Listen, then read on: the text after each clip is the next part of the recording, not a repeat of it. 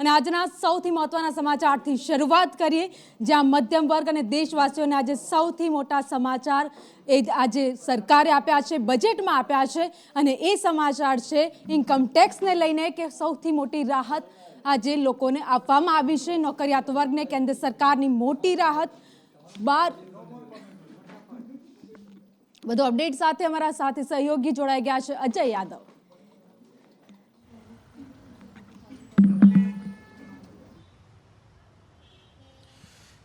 देखिए, निश्चित तौर पे जब भी बजट हर बार पेश किया जाता था तो मिडिल क्लास को कहीं ना कहीं ये उम्मीद रहती थी कि कोई न कोई उनके लिए बड़ी राहत की घोषणा की जाएगी, क्योंकि बार बार इस सरकार के ऊपर आरोप लगता था, किसी भी सरकार के ऊपर, कि लोअर क्लास के लिए जहां पे गरीब कल्याण की योजनाएं चला करके उनको फायदा पहुंचाया जाता है, इसी तरह से हायर क्लास या जो इंडस्ट्रियलिस्ट हैं उनको तमाम तरीके से टैक्स रजीम में के बाहर रख के या कोई छूट दे करके उनको फायदा पहुंचाया जाता था.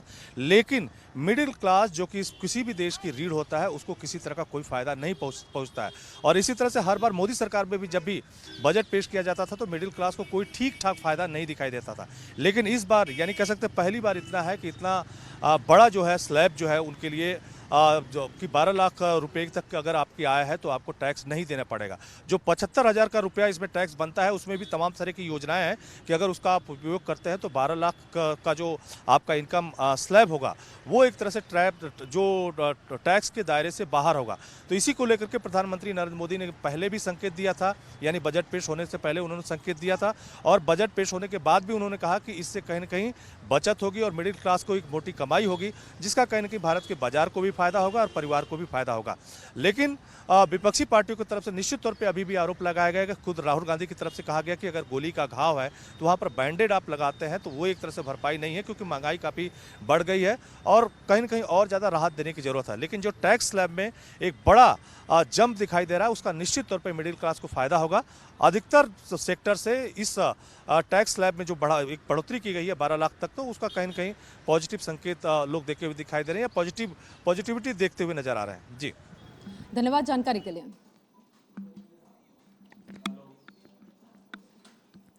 અને હવે આગળ વાત કરીએ તો આજે જે બજેટ રજૂ કરવામાં આવ્યું છે, નિર્મલા સીતારમણે બજેટ રજૂ કર્યું. જો કે વિકસિત ભારતનું આ બજેટ હોવાની વાત પ્રધાનમંત્રી નરેન્દ્ર મોદીએ કરી છે. તેમણે શું કહ્યું સાંભળીએ.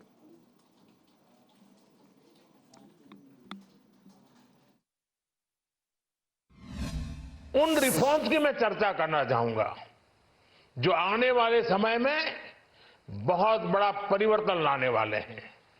एक, इंफ्रास्ट्रक्चर स्टेटस देने के कारण भारत में बड़े शिप्स के निर्माण को बढ़ावा मिलेगा, आत्मनिर्भर भारत अभियान को गति मिलेगी. और हम सब जानते हैं कि शिप बिल्डिंग ये सर्वाधिक रोजगार देने वाला क्षेत्र है. उसी प्रकार से देश में टूरिज्म के लिए बहुत संभावना है. महत्वपूर्ण 50 टूरिस्ट डेस्टिनेशन, वहां पर जो होटल्स बनाएंगे उस होटल को पहली बार इंफ्रास्ट्रक्चर के दायरे में लाकर टूरिज्म पर बहुत बल दिया है. इससे हॉस्पिटैलिटी सेक्टर को, जो रोजगार का बहुत बड़ा क्षेत्र है, और टूरिज्म जो रोजगार का सबसे बड़ा क्षेत्र है, एक प्रकार से चारों तरफ रोजगार के अवसर पैदा करने वाला एक क्षेत्र को ऊर्जा देने वाला काम करेगा. आज देश विकास भी विरासत भी इस मंत्र को लेकर चल रहा है. તો આજના બજેટ ઉપર સૌની નજર હતી અને લોકોએ જોઈ રહ્યા હતા કે શું મોંઘું થાય છે, શું સસ્તું થાય છે. તો કઈ વસ્તુઓ મોંઘી થઈ છે, કઈ સસ્તી થઈ છે, એ જાણીએ આઝમ સાલે પાસેથી.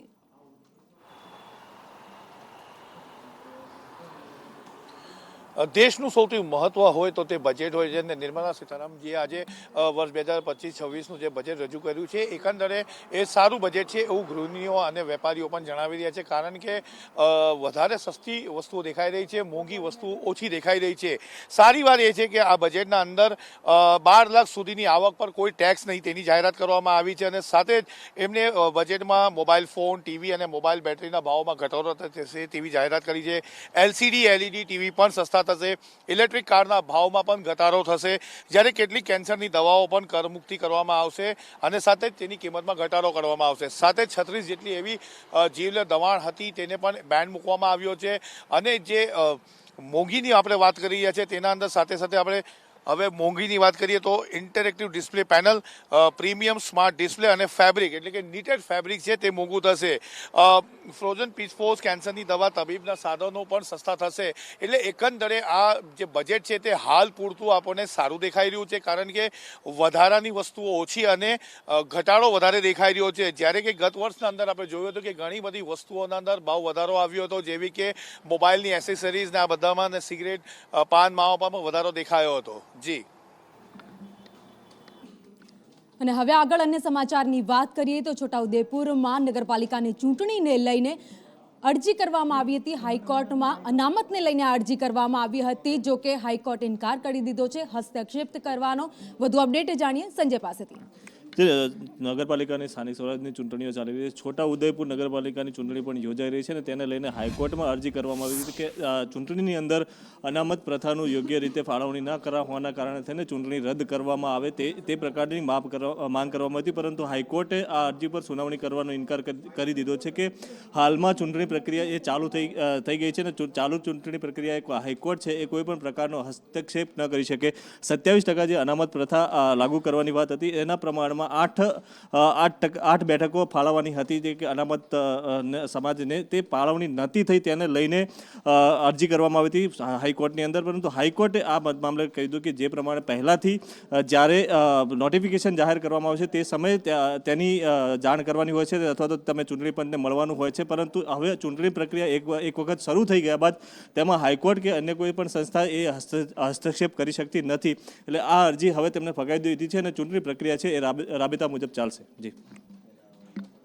અને હવે આગળ વાત કરીએ જેતપુરની. તો જેતપુરમાં જ્યારે અત્યારે સ્થાનિક સ્વરાજ્યની ચૂંટણીની તારીખોની જાહેરાત થઈ ગઈ છે, તેવામાં ભાજપમાં ભડકો થાય તો નવાય નહીં, કારણ કે અનેક જગ્યાએ અત્યારે જોડતોડની નીતિ ચાલી રહી છે. તો બીજી બાજુ જેતપુર પાલિકાની ચૂંટણીમાં ભાજપમાં ભડકો થયો છે. પૂર્વ પ્રમુખે ફોર્મ ભરી દીધું પણ મેન્ડેટ ન આપવામાં આવ્યું છે અને તેના કારણે રાજકારણ પણ ગરમાયેલું છે. તો બીજી બાજુ નારાજગી પણ જોવા મળી રહી છે. વધુ અપડેટ સાથે સંવાદદાતા હિતેશ રાઠોડ અમારી સાથે જોડાઈ ગયા છે. જી હિતેશ.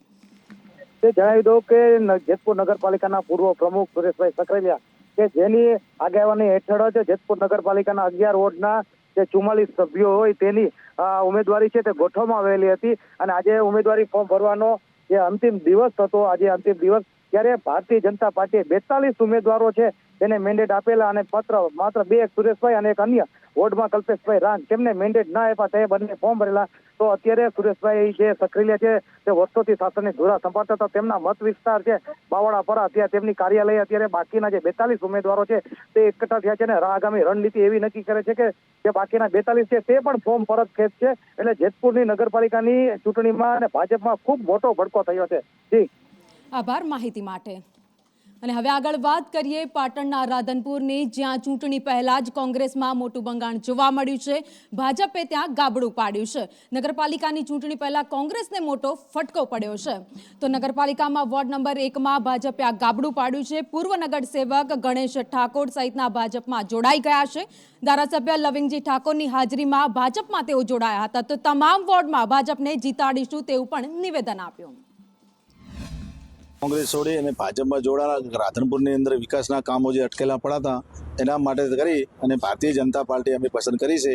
અને આખી પેનલ નહીં, આખી એકથી કરી 7 વોર્ડથી એકથી કરી 7 વોર્ડ તમામ પેનલો જીતશે ભારતીય જનતા પાર્ટી. નંબર 1 જે વર્ષોથી કોંગ્રેસમાં હતો એ આજે એના મુખ્ય જે આગેવાનો અને જે એના કાર્યકર્તાઓ આજે અહીંયા 1 નંબર વોર્ડમાં ગણેશભાઈ ડાયાભાઈ ઠાકોર અને બેન કલીબેન ભુરાજી ઠાકોરને અહીંયા ખેસ પહેરાવીને વિધિવત રીતે ભારતીય જનતા પાર્ટીમાં એને પ્રવેશ આપ્યો છે અને સાથે સાથે બંનેને ટિકિટોના મેન્ડેટ આપી દીધા છે. અને વાત હવે એવી કરીએ કે જ્યાં એક બાજુ કોંગ્રેસને ચૂંટણી લડાવવા માટે ઉમેદવારો નથી મળી રહ્યા, ક્યાંક ગાબડા પડી રહ્યા છે તો ક્યાંક ઉમેદવાર નથી મળી રહ્યા. આ પરિસ્થિતિ અત્યારે કોંગ્રેસની જોવા મળી રહી છે. તાપીના સોનગઢની વાત કરીએ, જ્યાં સોનગઢમાં પેનલમાં ઉમેદવારો અત્યારે કોંગ્રેસે શોધવા માટે નીકળ્યું છે, કારણ કે કોંગ્રેસ પાસે ઉમેદવારો નથી અને આ પરિસ્થિતિ તાપીમાં જોવા મળી રહી છે. તો તાપીમાં કોંગ્રેસ પાસે ઉમેદવારો ન હોવાનો ઘાટ સર્જાયો છે. 7 વોર્ડની ચૂંટણી માટે અત્યારે ઉમેદવારો શોધવાનો વારો આવ્યો છે. દરેક વોર્ડમાં ઉમેદવારો નક્કી કર્યા છે, પરંતુ થોડો સમય એવો છે કે અત્યારે સમય થઈ ગયા, ઘણા ફોર્મ કદાચ રહી જવા પણ પામ્યા હોય, કેમ કે સમય વધારે થઈ ગયો તો ટાઈમ થઈ જવાથી આ બંધ કરી દેવામાં આવ્યું છે. એટલે મોટાભાગે કોંગ્રેસ પક્ષે ઉમેદવારો નક્કી કરીને ફોર્મ ભરાઈ ગયું છે, મેન્ડેટ પણ આપી દેવામાં આવ્યા છે. 28 અમે ફોર્મ ભર્યા છે, મેન્ડેટ આપ્યા છે 28નો. થોડું ફોર્મ ભરવામાં વિલંબ થયા છે, એટલે એ ખાસ કરીને ટાઈમસર અમે પહોંચાડી દીધા છે મેન્ડેટ પણ, અને ફોર્મ પણ ભરાઈ ગયા છે. તો ક્યાંક કોંગ્રેસમાં ભડકો થયો છે તો ક્યાંક ભાજપમાં પણ ભડકો થયો છે. વાત કરીએ કચ્છની, તો કચ્છમાં પણ આ જ પ્રકારની સ્થિતિ જોવા મળી રહી છે. તો કચ્છના ભચાઉમાં પૂર્વ શહેર પ્રમુખે અપક્ષમાંથી ઉમેદવારી નોંધાવી છે. હરીશચંદ્ર જાડેજાએ વોર્ડ નંબર 3માંથી ફોર્મ ભરી દીધું છે. મેન્ડેટ ન મળતા ભાજપમાંથી હવે તેમણે અપક્ષમાંથી ફોર્મ ભર્યું છે. સારાના સારા મતથી હું ચૂંટાઈશ એટલું મને ખાતરી આપું છું. અને ભટપારિયા અને 3 નંબર વોર્ડને હું એટલી ખાતરી આપું છું કે ક્યારે પણ હું અઠવાડિયે 10 વખત એકવાર વોર્ડની અંદર આંટો મારીશ.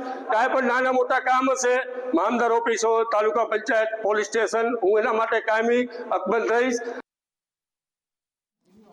તો સ્થાનિક સ્વરાજની ચૂંટણીની તારીખો જાહેર થઈ ગઈ છે. ઘણી જ મોટી ઉથલપાથલ જોવા મળી રહી છે. વાત હાલોલની કરીએ તો હાલોલમાં પણ કંઈક આવી જ સ્થિતિ સર્જાય છે. ભાજપે કોંગ્રેસના જીતેલા ઉમેદવારને મેન્ડેટ આપ્યું છે. વોર્ડ નંબર 3માંથી કોંગ્રેસના સલેમ સરજોને મેન્ડેટ આપવામાં આવ્યું છે. વોર્ડ નંબર 5માં પણ કોંગ્રેસના પૂર્વ કોર્પોરેટરને મેન્ડેટ અપાયું છે. તો તમામે ભાજપ અગ્રણીઓની હાજરીમાં જ ફોર્મ ભર્યા છે. છેલ્લી ઘડીએ નામ કપાતા કેટલાક કાર્યકર્તાઓમાં નારાજગી પણ જોવા મળી રહી છે. વધુ અપડેટ સાથે અમારી સાથે જોડાઈ ગયા છે હર્ષદ. જી હર્ષદ. જી ભાવિની, નગરપાલિકાની ચૂંટણીમાં ફોર્મ ભરવાનો આજે છેલ્લી ઘડી હતી અને છેલ્લી ઘડીમાં હાલોલ નગરપાલિકાની જે ચૂંટણી છે જેની અંદર ભારે ઉથલપાથલ જોવા મળી રહી છે. જેમાં વોર્ડ નંબર 3 અને વોર્ડ નંબર 5ના જે ઉમેદવારો ભાજપે ઉભા રાખ્યા છે, જેમાં બંને ઉમેદવારો જે છે તે કોંગ્રેસના કોર્પોરેટર રહી ચૂક્યા છે. તે અને અચાનક અણીના સમયે તે લોકોને મેન્ડેટ અપાયું અને મેન્ડેટ ફોર્મ ભરતી વખતે ભાજપના અગ્રણીઓ પણ સાથે રહીને એમની હાજરીમાં ફોર્મ ભરાયા, જેના કારણે જે સ્થાનિક ભારતીય જનતા પાર્ટીના જે કાર્યકર્તાઓ અને નેતાઓ છે તેમાં નારાજગી જોવા મળી રહી છે. તે પૈકી હાલોલ શહેર ના ઉપપ્રમુખ જે છે અભય, તેઓએ રાજીનામું ધરી દેતા મોટો રાજકીય ઉથલપાથલ જોવા મળી હતી. જી ભાવિની, આભાર માહિતી માટે. અને હવે સીધા જ જઈએ અમરેલી, જ્યાં આ વખતે ચૂંટણીમાં ત્રિપાંખીયો જંગ જોવા મળવાનો છે. ગુજરાતની તમામ મુખ્ય 3 પાર્ટીઓ છે તેમણે પોતાના ઉમેદવાર ઉતારી દીધા છે. કુલ 6 ઉમેદવારો છે જેમણે અત્યાર સુધીમાં દાવેદારી પોતાની નોંધાવી છે. તો અમરેલી નગરપાલિકાની પેટા ચૂંટણીમાં ત્રિપાંખીયો જંગ જામવાનો છે. મુખ્ય 3 રાજકીય પક્ષો ભાજપ, કોંગ્રેસ અને આમ આદમી પાર્ટીએ પોતાના ઉમેદવારોને મેદાનમાં ઉતારી દીધા છે. વોર્ડ નંબર 5 અને 7 માટે કુલ 6 ઉમેદવારોએ પોતાની ઉમેદવારી અત્યાર સુધીમાં નોંધાવી દીધી છે, જેના કારણે ચૂંટણીમાં ત્રિપાંખીયો જંગ જોવા મળશે. ભાજપ પક્ષેથી વોર્ડ નંબર 5 માટે કોમલબેન સજયભાઈ રામાણી અને વોર્ડ નંબર 7 માટે નસીમબેન જલામભાઈ આગવાએ ઉમેદવારી નોંધાવી છે. તો કોંગ્રેસની વાત કરીએ, જ્યાંથી વોર્ડ નંબર 5 માટે માધવીબેન જાની, જ્યારે 7 માટે પ્રેમિલાબેન રોકડે ઉમેદવારી નોંધાવી છે. વધુ અપડેટ સાથે સંવાદદાતા જૈનિક અમારી સાથે જોડાઈ ગયા છે. જી જૈનિક. એ અમરેલી નગરપાલિકાની પેટા ચૂંટણી છે. 2 જે છે વોર્ડ છે, વોર્ડ નંબર 5 અને વોર્ડ નંબર 7માં ત્રિપાંખીયો જંગ જામ્યો છે. જ્યારે આ જંગમાં અમરેલી નગરપાલિકાના અંદર ભાજપના છે તે 4 ઉમેદવારો છે અને કોંગ્રેસના 2 ઉમેદવારો અને આમ આદમી પાર્ટી એ છે તે 2 ઉમેદવારો ઉભા કર્યા છે. જેમાં ભાજપમાંથી કોમલબેન સંજયભાઈ રામાણી છે, તેમજ અન્ય છે કોંગ્રેસમાંથી તેમજ ભાજપના અન્ય જે ઉમેદવાર છે એમ ટોટલ 8 ઉમેદવારોએ ઉમેદવારી નોંધાવી છે. આભાર માહિતી માટે. તો ભાજપમાં ભડકાના વધુ એક સમાચાર સામે આવ્યા છે. તાપીમાં ટિકિટ ન મળતા રાજીનામાનો દોર શરૂ થઈ ગયો છે. જિલ્લા સંગઠન મંત્રી અનિતા પાટીલે રાજીનામું આપી દીધું છે. સોનગઢ નગરપાલિકા ચૂંટણીમાં ટિકિટ ન મળતા તેમણે રાજીનામું આપ્યું છે. રાજીનામામાં મોટા નેતાઓ પર લાગવગના આક્ષેપ પણ તેમણે કર્યા છે. તો ભાજપ ઉમેદવાર તરીકે અનિતા પાટીલે દાવેદારી કરી હતી. વોર્ડ નંબર 2માં સંગીતા પાટીલને ટિકિટ આપવામાં આવી છે. એટલે કે તાપીમાં ટિકિટ ન મળતા ભાજપમાં ભડકો આ વખતે જોવા મળી રહ્યો છે. ખૂબ એકદમ મારા મનથી હું કહું છું કે હું પાર્ટીને છોડવા નથી માગતી, પણ મારી સાથે જે ગદ્દારી થઈ છે એના માટે હું આજે મારા પાર્ટીમાંથી રાજીનામું આપું છું. અને બહુ જ એટલે દુઃખથી કહેવામાં માંગુ છું કે મારે આ પાર્ટી છોડવી પડે છે આ લોકોના લીધે. અને હવે એક એવી બેઠકની વાત કરીએ જ્યાંથી કોઈ પણ ઉમેદવારે ફોર્મ નથી ભર્યું. તો અમરેલીની આ બેઠક છે જ્યાંથી અત્યાર સુધીમાં એક પણ દાવેદારી નોંધાવવામાં નથી આવી. જૂના વાગણિયા બેઠકથી કોઈ ઉમેદવાર ચૂંટણી નથી લડી રહ્યું. એક પણ ઉમેદવાર ચૂંટણી મેદાનમાં નથી ઉતર્યા. ભાજપ કોંગ્રેસના કોઈ પણ ઉમેદવારે અત્યાર સુધીમાં ફોર્મ જ નથી ભર્યું. 7 મહિનાની મુદતને લઈ ફોર્મ ન ભર્યાનું અનુમાન અત્યારે લગાવાઈ રહ્યું છે. બગસરા તાલુકા કોંગ્રેસ પ્રમુખ બાબુભાઈ દુધાત, જે ગામના અમારા કોંગ્રેસ આગેવાન, સામેની પાર્ટીના આગેવાનો, વાગણિયા ગામના બધાએ મળીને શાંતિપૂર્ણ કે કોઈને આ સીટ ભરવી નહીં. ટૂંકો ગાળો એટલે કે ફક્ત 7 મહિના. 7 મહિના બાદ આવતા 11મા મહિનાની અંદર લગભગ સ્થાનિક સ્વરાજની ચૂંટણી પાછી આવી જતી હોય છે. જેથી કરીને ટૂંકા ગાળા સારુંથી આ ચૂંટણી અમે યોજેલ નથી. અને હવે આગળ વાત કરીએ તો જાકિયા જાફરીનું નિધન થયું છે. પૂર્વ MP જેમના પત્ની, જેમણે આજે અંતિમ શ્વાસ લીધા છે. અમદાવાદમાં જ આજે સવારે તેમણે આ દુનિયાને અલવિદા કહ્યું છે. છેલ્લા ઘણા સમયથી તેઓ બીમાર પણ હતા અને આજે તેમણે આ દુનિયાને અલવિદા કહી દીધું છે. તો ગુલબર્ગ હત્યાકાંડમાં એહસાન જાફરી માર્યા ગયા હતા. અંતિમ ન્યાયિક વિકલ્પ સુધી જાકિયાએ લડત પણ તેમના માટે આપી હતી. જાકિયા જાફરી છેલ્લા ઘણા સમયથી બીમાર પણ હતા અને આજે સવારે જ તેમણે અંતિમ શ્વાસ લીધા છે. કાલુપુર કબ્રસ્તાનમાં જાકિયાની દફનવિધિ પણ કરવામાં આવી. તો પૂર્વ MP એહસાન જાફરીના પત્ની જાકિયા જાફરીનું આજે નિધન થયું છે. વધુ અપડેટ સાથે સંવાદદાતા કશ્યપ અમારી સાથે જોડાઈ ગયા છે. જી કશ્યપ. બિલકુલ, જાકિયા જાફરી છે છેલ્લા ઘણા સમયથી નાદુરસ્ત તેની તબિયત હતી અને તેના કારણે તેની સારવાર છે તે પણ ચાલી રહી હતી અને આજે તેનું નિધન થઈ ગયું છે. પૂર્વ સાંસદ છે એહસાન જાફરી, તેના પત્ની છે જાકિયા જાફરી અને તેનું નિધન થયું છે. ગુલબર્ગ હત્યાકાંડ થયો હતો અને તેમાં જે એહસાન જાફરી છે તેનું મોત થયું તે બાબતે છેલ્લા શ્વાસ સુધી તેણે કોર્ટમાં લડત ચલાવી હતી અને હાલ તેનું નિધન થયું છે અને કાલુપુર કબ્રસ્તાન ખાતે તેની દફન વિધિ છે તે કરવામાં આવી. આભાર માહિતી માટે. તો રાજ્ય સરકાર અત્યારે મુહિમ ચલાવી રહી છે. જ્યાં જ્યાં ગેરકાયદે દબાણો કરવામાં આવ્યા છે તમામ દબાણોને હટાવવામાં આવી રહ્યા છે.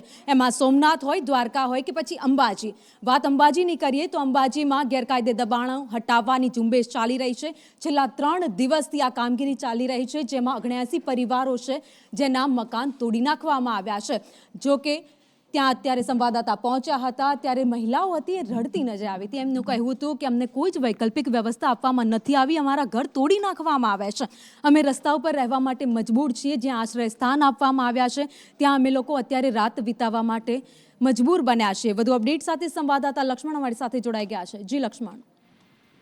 વાત કરવામાં આવે અંબાજીની તો જે નિવાસી જે પરિવારોના જે મકાન તોડવામાં આવ્યા છે તેને લઈને જે મહિલાઓ છે તે આજે જ્યારે અમે જોવા ગયા ત્યારે રડી પડી હતી અને કહી શકાય છે કે જે વિદ્યાર્થીઓ અને વૃદ્ધ મહિલાઓ છે તે રસ્તા ઉપર જે પોતાના ખર્ચે જે ટેન્ટ બાંધીને જે રસ્તા ઉપર જે નાના બાળકોને લઈને બેઠેલી જોવા મળી હતી અને કહી શકાય છે કે આ લોકો જે માંગ કરી રહ્યા છે કે અમને સરકાર દ્વારા કોઈ પણ પ્રકારનું વૈકલ્પિક વ્યવસ્થા કરવામાં આવે, અમારા બાળકોને અભ્યાસ ના બગડે અને અમારા પણ જે કહી શકાય છે કે અમારા મકાન જે તોડ્યા છે અમારા મકાન તોડ્યા છે બનાવી આપવામાં આવે તેવી માંગ કરી રહ્યા છે અત્યારે તો હાલમાં. આભાર માહિતી માટે. અને રાજ્યમાં આજકાલ કોઈના પણ સ્વાસ્થ્યની ચિંતા કર્યા વગર બેફામ રીતે નકલી વસ્તુઓ ખવડાવવામાં આવે છે, અખાદ્ય પદાર્થ ખવડાવવામાં આવે છે અને વધુ એકવાર રાજ્યમાંથી તેલના એવા ડબ્બા મળી આવ્યા છે જે અખાદ્ય છે, કેમિકલવાળા છે. વાત દાહોદની કરીએ, જ્યાં શંકાસ્પદ તેલનો જથ્થો ઝડપાયો છે. અલગ અલગ બ્રાન્ડના શંકાસ્પદ તેલના 370 ડબ્બા જપ્ત કરી લેવામાં આવ્યા છે, જેમાં બ્રાન્ડના નામની વાત કરીએ તો કમલ, રસોઈ કિંગ, કલશ, સ્વાદ બ્રાન્ડના ડબ્બા છે જેને જપ્ત કરી લેવામાં આવ્યા છે. ફૂડ અને ડ્રગ્સ વિભાગે શંકાસ્પદ તેલના નમૂના પણ લીધા છે અને તેને તપાસ માટે મોકલી આપવામાં આવ્યા છે. વધુ અપડેટ સાથે સંવાદદાતા હેમલ અમારી સાથે જોડાઈ ગયા છે. જી હેમલ. ચોક્કસથી વાત કરીએ તો ફતેપુરાના બલ્લૈયા રોડ પર આવેલા વેપારી છે તેને ત્યાં પર શંકાસ્પદ તેલનો જથ્થો ઉતરતો હોવાની માહિતી મળી હતી. ત્યાંથી જે શંકાસ્પદ જે તેલનો જથ્થો છે તે ઝડપી પાડવામાં આવ્યો છે.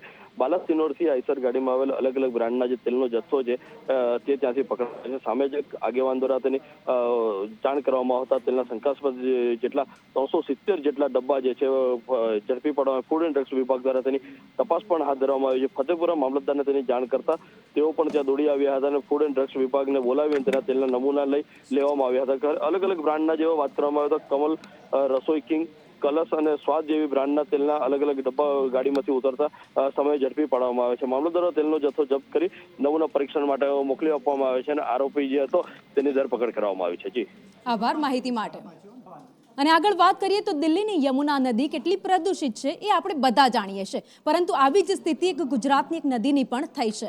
વાત દમણગંગા નદીની કરીએ, જ્યાં એસટીપીમાં ટ્રીટ વિના જ પાણી છોડાતા નદીમાં ફીણ જોવા મળ્યા છે. ટ્રીટમેન્ટ વગર જ દૂષિત અને ગંદુ પાણી નદીમાં છોડવામાં આવ્યું છે.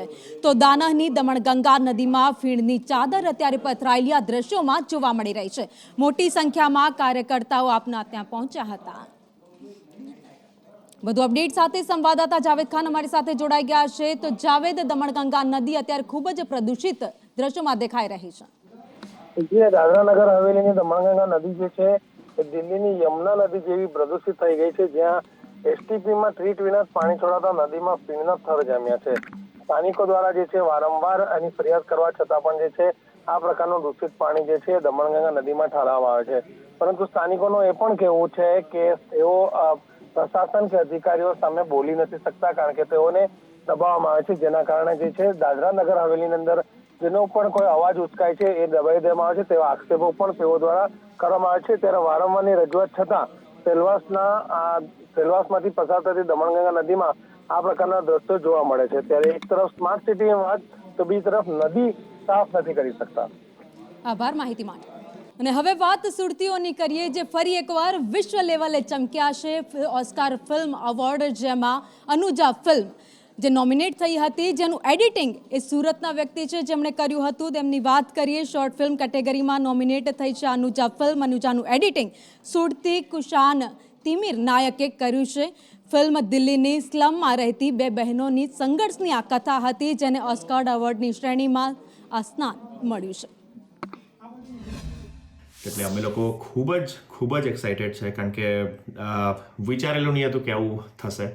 પેશન પ્રોજેક્ટ તરીકે અમે આને ચાલુ કરેલું હતું, એટલે હવે આજે સ્ટેજ પર પહોંચ્યું છે અમારા માટે બહુ ગર્વની વાત છે. અને ઈચ્છા એવી છે કે અમે આગળ સુધી છેક એન્ડ સુધી પહોંચીએ અને મૂવીને વર્લ્ડ વાઇડ બધા લોકો જોઈ શકે, એ અમારી પૂરેપૂરું અમારો પ્રયત્ન એ જ વસ્તુનો છે.